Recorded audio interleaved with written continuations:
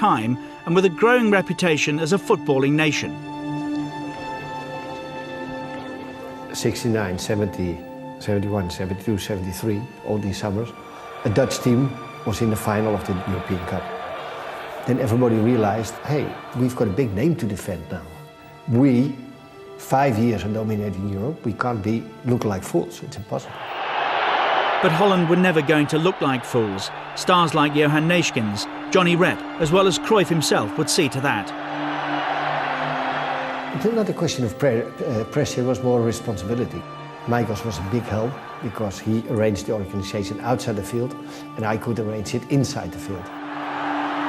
Once again it was the Cruyff-Michels partnership. They'd been together at Ajax, then Barcelona, and now with Holland they brought total football to the World Cup. It just grew naturally from that base. Nobody really consciously made up this style. We had attacking defenders, midfielders who played deep, and everyone attacked. This became what is known as total football. Against Sweden, Cruyff produced the move that defined his talents. It took a couple of seconds to lose the defender, but we've been talking about the Cruyff turn ever since.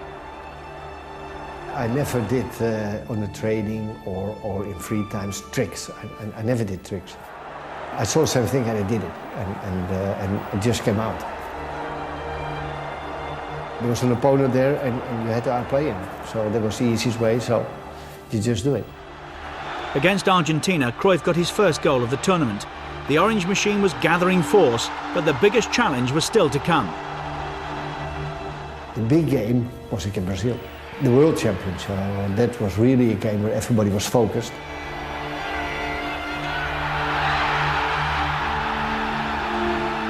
We didn't only outplay the Brazilians, but we outplayed them with the best football. We just played football which the world loved, and that against the Brazilians. After 65 minutes, Cruyff produced a clinical finish to another flamboyant Dutch move. Holland were in the final. They were to face the hosts, West Germany, but they arrived at Munich's Olympiastadion in confident mood. We knew we were much better. We were not afraid at all. It was an extraordinary start to a World Cup final. Cruyff picked up the ball and took on the German defence. He got a penalty. And Johan Neeskens blasted it home. Holland were ahead before any West German player had even touched the ball. We knew they were Germans. Germans is always difficult. It's one of their qualities, their mentality, and they will go until the end. The Germans fought back. They too won a penalty, which Paul Breitner drove home. The German reaction didn't stop there, and by half-time they were ahead, this time through Gerd Müller.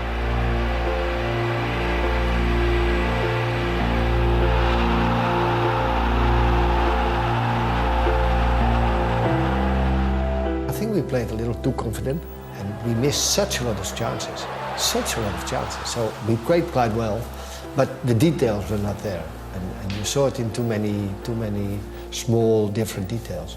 And one of the things were scoring the goals. So Cruyff and his Dutch team that had captured the imagination of so many finished as the losing finalists. We really had a great time there. It was just a shame we didn't win the final. We kind of forgot we had to win, which was a shame. Yeah, but like I said, maybe we were too confident. Yeah, it's a good expression. That's very good.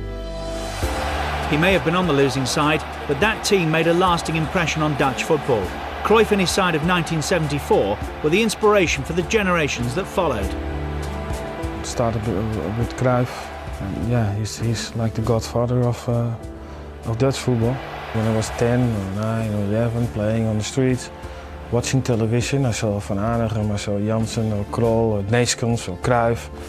And for me, that's the great Dutch generation.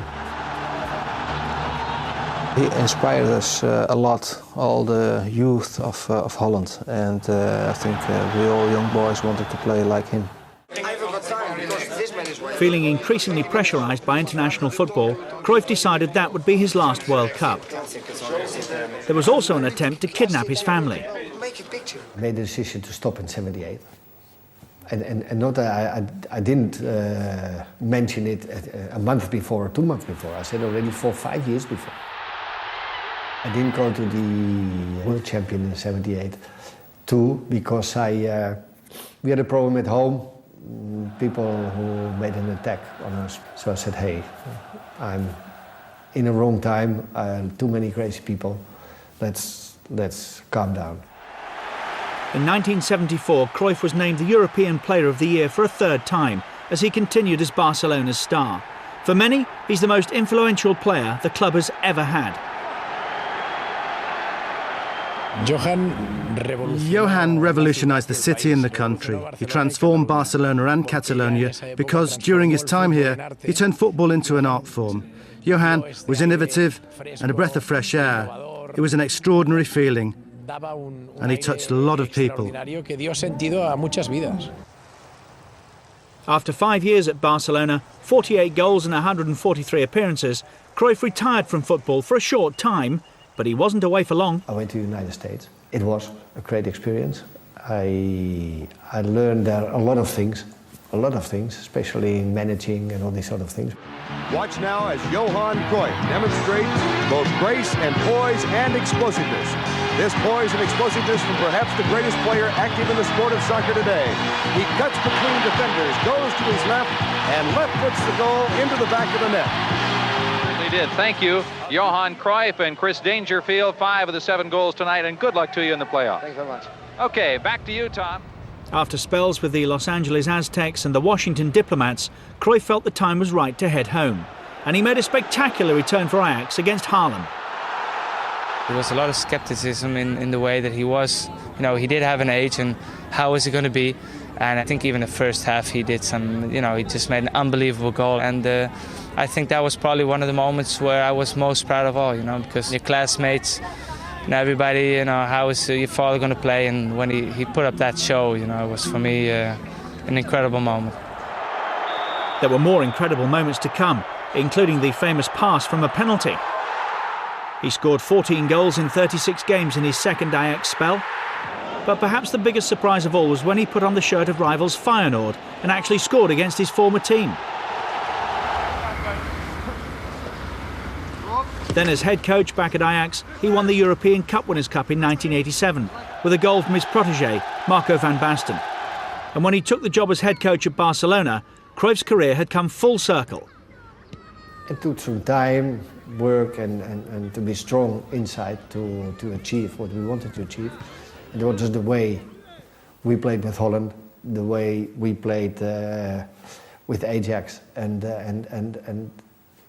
I thought you could have the possibilities here to do the same thing here, and that's what he achieved. Back at Barcelona, Cruyff put together a team that played football how he wanted the game to be played. They called it El Dream Team, and they even managed to beat Real Madrid 5-0 as well. Barcelona gave Cruyff the opportunity to put his footballing philosophy into practice. And there you had the example in the famous Dream Team that won consecutive titles. So Johan and the club's ideas became inseparable. They were synonymous with each other. But perhaps Cruyff's finest achievement in all the years he's been associated with Barcelona was to win the European Cup in 1992. Ronald Koeman scored in a 1-0 win against Sampdoria at Wembley. It was a club which almost 100 years existed, never won it.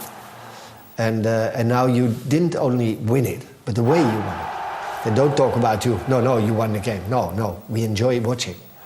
And enjoy watching the games from Barcelona is much more important than only winning. Even now his life still revolves around sport. The Johan Cruyff Institute for Sport Studies has centres around the world helping athletes build their future careers. And the Cruyff Foundation helps kids who didn't have the chance to excel at sport. I was very happy myself, the things you achieved.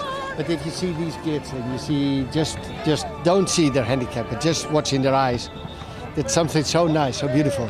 I think I'm very fortunate that I can do something for these children. Jansen. It all started on a football pitch in Amsterdam. But by the time that Cruyff had played his last game, he could be spoken about as one of the very greatest players of all time. werelddoelpunt opnieuw van Johan Cruyff. I think he's one of those, the legends whose name is always going to be spoken about with, with the Pelés, the Maradonas. The rest of us, we're just mortals, we come and we go.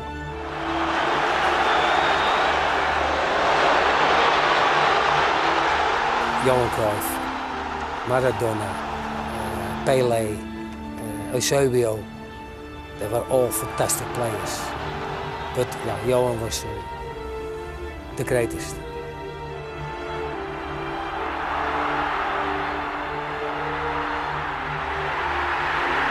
You can be proud of it, or you have to be proud of it.